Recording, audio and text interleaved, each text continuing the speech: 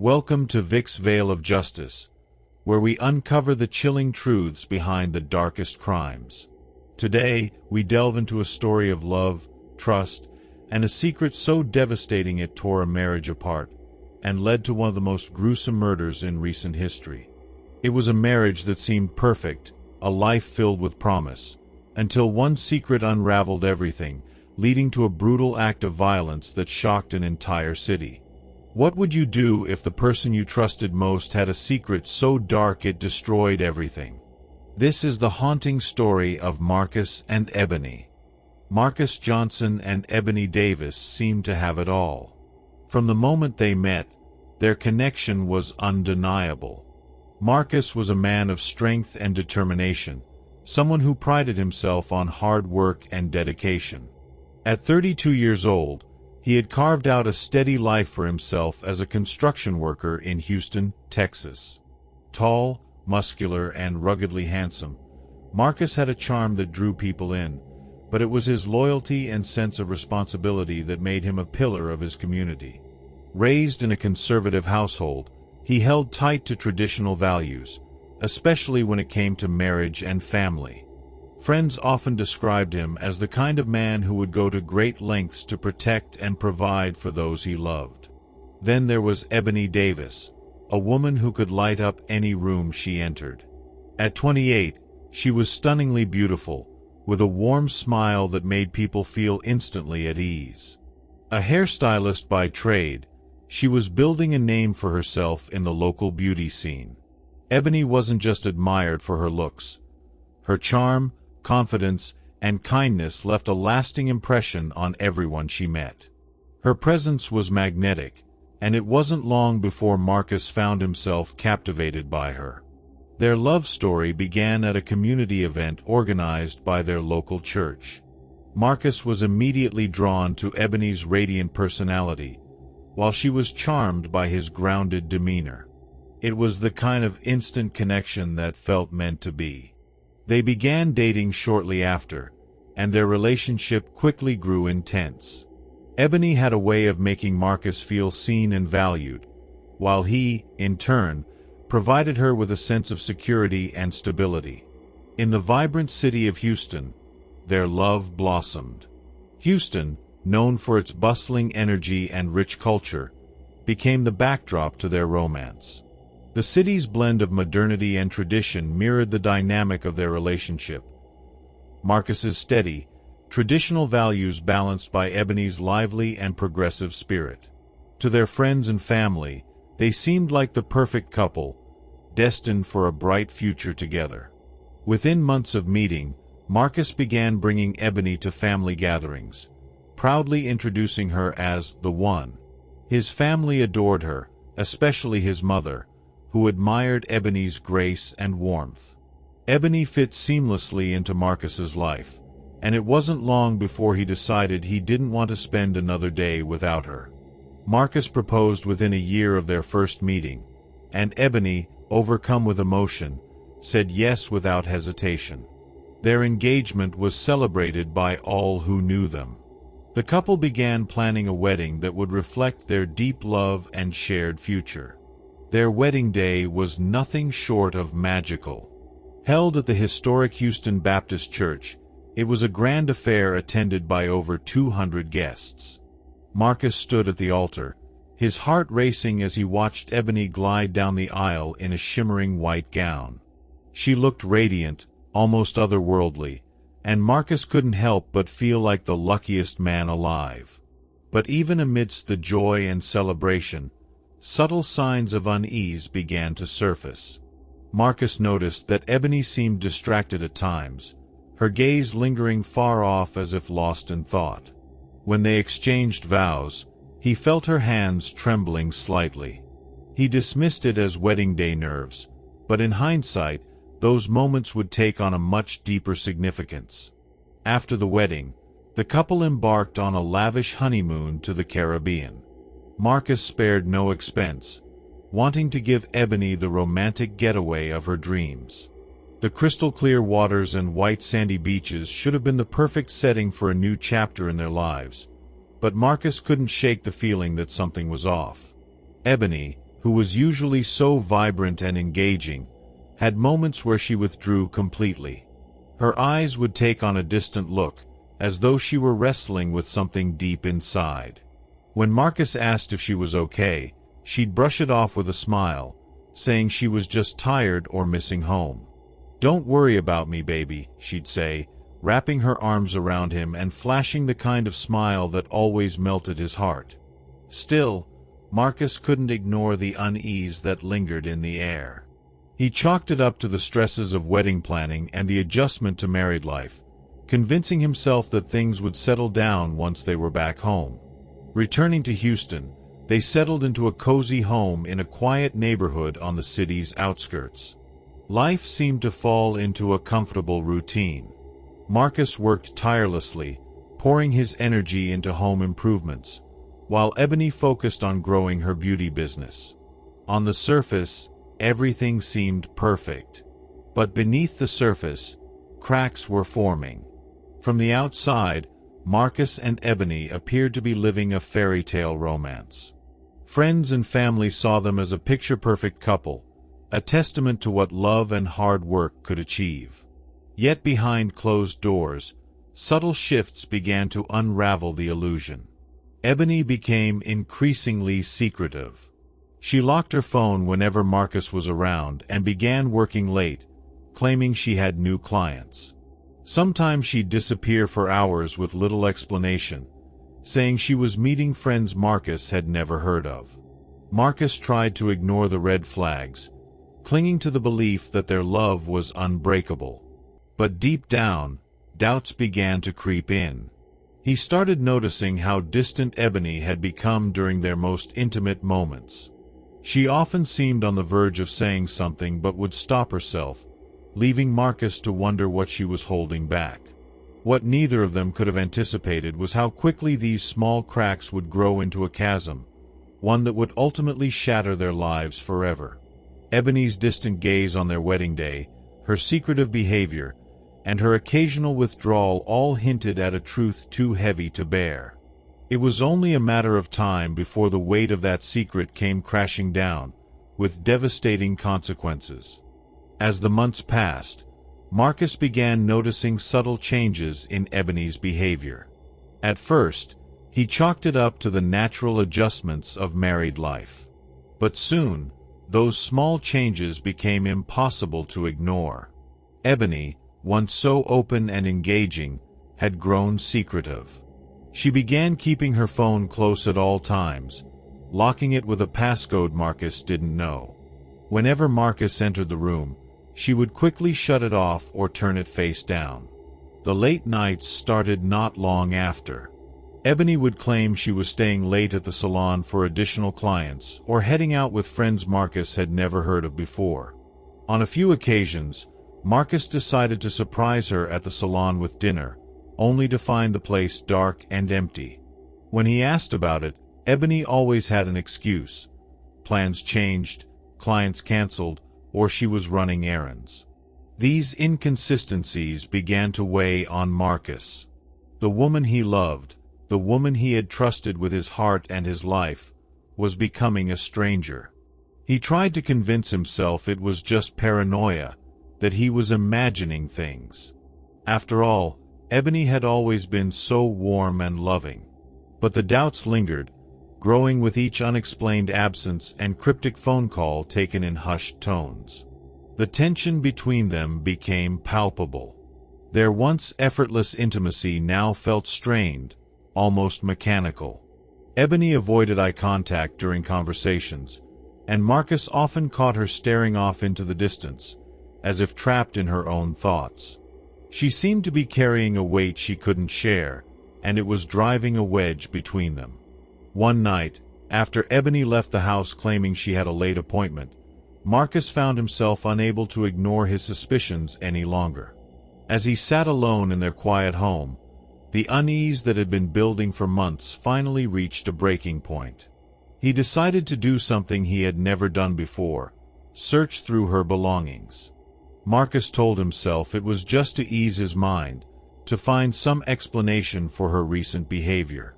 But as he rifled through her closet and drawers, His heart pounded with a mix of fear and guilt. What was he looking for? Did he even want to find anything? It was in the back of the closet, hidden beneath a pile of old clothes, that Marcus discovered a small, nondescript box. Inside, he found a collection of documents that made his blood run cold. Among them was a birth certificate bearing the name Elijah Davis, a name Marcus had never seen before. Confused, he dug deeper and uncovered medical records detailing Ebony's transition from male to female. The weight of the revelation hit Marcus like a freight train. His hands trembled as he held the documents, his mind racing to comprehend what he was seeing. The woman he had married, the woman he thought he knew, had kept this from him. For Marcus, it wasn't just a secret, it was a betrayal. He felt as though the foundation of their relationship had been built on a lie. When Ebony returned home later that evening, she found Marcus sitting on the edge of their bed, the documents spread out in front of him. The look on his face was one of devastation, anger, and disbelief. As her eyes fell on the papers, she froze in the doorway, her expression turning to one of fear and resignation. "You lied to me," Marcus said, his voice trembling with rage. "Who are you? No, what are you?" Ebony's heart sank. She had always feared this moment, but she never imagined it would unfold like this. "Marcus, please," she began, stepping cautiously toward him. "I was going to tell you.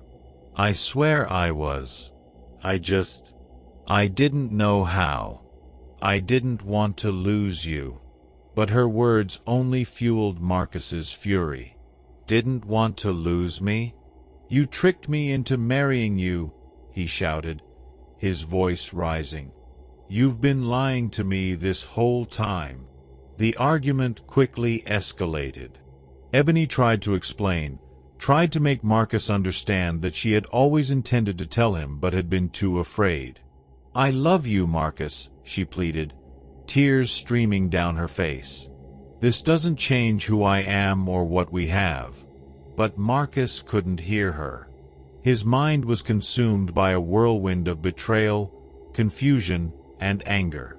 The person he thought he knew now felt like a stranger, and he couldn't reconcile the life he had built with the truth he had just uncovered. In a blind rage, Marcus stormed out of the bedroom and into the garage. His eyes landed on a hammer, and without thinking, he grabbed it. Fueled by his anger and a sense of betrayal that overwhelmed his reason, he returned to the bedroom with a hammer in hand. Ebony stood frozen, her eyes wide with fear as Marcus approached. "Marcus, please, we can talk about this," she begged, her voice shaking. But Marcus was beyond reason. In an instant, he swung the hammer with brutal force. Ebony screamed, trying to shield herself, but Marcus's rage was relentless. Blow after blow, he struck her with terrifying fury, his anger driving each swing. Her cries for mercy went unanswered as Marcus unleashed the full weight of his emotions in the most violent way imaginable. The walls of their bedroom were soon splattered with blood, the once warm and loving home transformed into a scene of horror. By the time Marcus stopped, Ebony lay lifeless on the floor, her body broken and battered. But his rage hadn't fully subsided. In a horrifying frenzy, he dragged her body into the bathroom, grabbed a knife from the kitchen, and began to mutilate her remains. The violence was so extreme that detectives would later describe the scene as one of the most gruesome they had ever encountered. When the rage finally subsided, Marcus sat on the floor, covered in blood, staring blankly at what he had done. The reality of his actions began to sink in, and with shaking hands, he picked up his phone and dialed 911. When Marcus Johnson placed the 911 call, his voice was eerily calm. "I killed her," he told the operator, his tone devoid of emotion.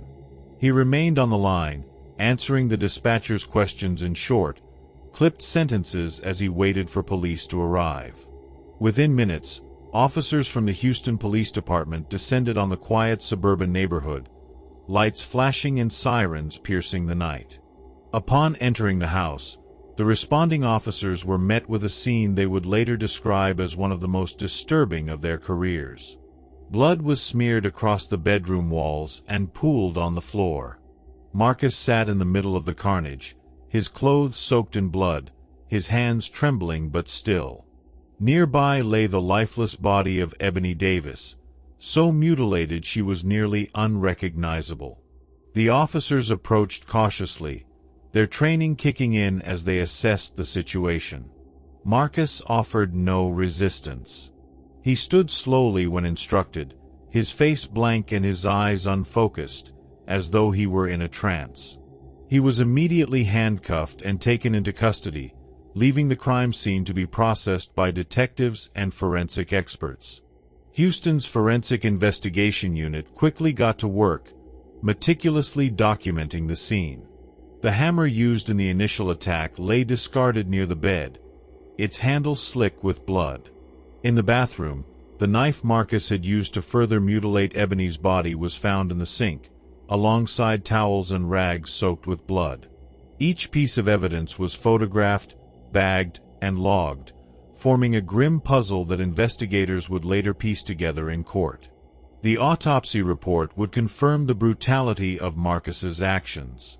Ebony had suffered multiple blunt force trauma injuries to her head and body, consistent with the hammer found at the scene. The subsequent knife wounds indicated a frenzied, almost ritualistic mutilation. Detectives noted that the level of overkill suggested Marcus had not only intended to kill but to destroy. During his initial interview with detectives at the station, Marcus confessed to the murder. He recounted discovering the documents that revealed Ebony's transition, describing his feelings of betrayal and anger in vivid detail. "I didn't know who she really was," he told investigators. "She lied to me about everything." Marcus's confession was detailed, but it was clear he struggled to process the events. At times, he broke down in tears. At others, his voice grew angry and defensive. He repeatedly emphasized that he felt deceived, claiming that Ebony's failure to disclose her past had pushed him over the edge. As the investigation continued, the case quickly became a media sensation. In a city as diverse and complex as Houston, opinions about the crime were starkly divided. Some painted Marcus as a man driven to madness by betrayal, while others viewed him as a cold-blooded killer who had used his wife's past as an excuse for his violent outburst. The legal process in Harris County, where Houston is located, operates under a strict protocol in cases involving violent crime. The district attorney's office wasted no time in filing charges of first-degree murder against Marcus. In Texas, first-degree murder carries severe penalties, including the possibility of life imprisonment or even the death penalty. Prosecutors made it clear from the outset that they intended to seek the maximum penalty. During pre-trial hearings, Marcus's defense team signaled their strategy. They planned to argue that Marcus had acted in the heat of passion, driven by emotional distress upon learning of Ebony's past. Under Texas law, a heat of passion defense could potentially reduce a charge of first-degree murder to manslaughter, which carries a significantly lighter sentence. The defense portrayed Marcus as a man whose world had been turned upside down, a devoted husband who snapped under the weight of a devastating revelation. Prosecutors, however, painted a very different picture. They argued that Marcus's actions went far beyond a momentary lapse in judgment. The sheer brutality of the crime, they said, demonstrated premeditation and intent. The prosecution also sought to shift the focus from Marcus's feelings of betrayal to Ebony's right to privacy and safety. They argued that her past did not justify the horrific violence she suffered. The trial was held in downtown Houston, and it quickly became a spectacle. The courtroom was packed with spectators, and the proceedings were closely followed by local and national media outlets. Reporters dissected every detail of the case, from Marcus's upbringing and values to Ebony's life as a transgender woman. The polarized public discourse reflected the broader societal debates about gender identity, trust, and violence. Testimony from forensic experts further strengthened the prosecution's case. Blood spatter analysis indicated that the attack had been sustained and deliberate, with no evidence to suggest self-defense or a struggle. The medical examiner's testimony about the extent of Ebony's injuries brought many in the courtroom to tears. Perhaps the most emotionally charged moment of the trial came when Ebony's mother took the stand. Through tears, she described her daughter as a kind and loving person who had only wanted to be accepted for who she was. She loved Marcus, she said. She trusted him, and he repaid that trust with violence. Her testimony was a poignant reminder of the human cost of the crime. Meanwhile, the defense called character witnesses to speak on Marcus's behalf. Friends and family described him as a hard-working, respectful man who had never shown signs of violence before. They argued that his actions were completely out of character, the result of a psychological break brought on by the betrayal he felt. As the trial progressed, the case became a lightning rod for public opinion. Advocacy groups organized vigils for Ebony, highlighting the violence faced by transgender women, particularly women of color. On social media, the hashtag #JusticeForEbony gained traction, sparking conversations about acceptance, accountability, and systemic prejudice. At the same time, some commentators framed Marcus as a victim of deception, further fueling the controversy. This narrative was criticized by many, who argued that it perpetuated harmful stereotypes and shifted blame onto the victim. In the end, the jury had to decide. Was Marcus Johnson a man who snapped under emotional distress, or was he a calculated killer who had brutally murdered his wife? After days of deliberation, they returned their verdict: guilty of first-degree murder. Marcus showed little reaction as the verdict was read, his face a blank mask. The sentencing phase offered little solace to those impacted by the crime. Marcus was sentenced to life in prison without the possibility of parole, a punishment that reflected the severity of his actions. For Ebony's family, the verdict brought some measure of justice, but it could never undo the pain of losing her. The case left a lasting scar on Houston, a city that prides itself on its diversity and resilience. It also served as a grim reminder of the dangers of secrecy, prejudice, and unchecked rage. In the wake of the trial, community leaders called for greater education and awareness about gender identity, hoping to prevent similar tragedies in the future. For those who lived through the events, the memory of that night, and the lives it shattered, will never fade. Marcus Johnson's actions were a devastating betrayal, not only of his wife but of the love and trust they once shared. And while the legal system delivered its verdict, the true cost of his crime will be felt for years to come. This case reminds us of the tragic consequences when trust breaks and societal biases take over. What do you think could have changed this story? Share your thoughts in the comments below. The story of Marcus and Ebony is a grim reminder of the fragility of love when weighed down by secrets and fear. Though justice was served, the scars of this tragedy remain, lingering as a haunting lesson for us all. If you found this story as haunting as we did, make sure to like, subscribe, and hit the bell icon to uncover more chilling cases with Vic's Veil of Justice.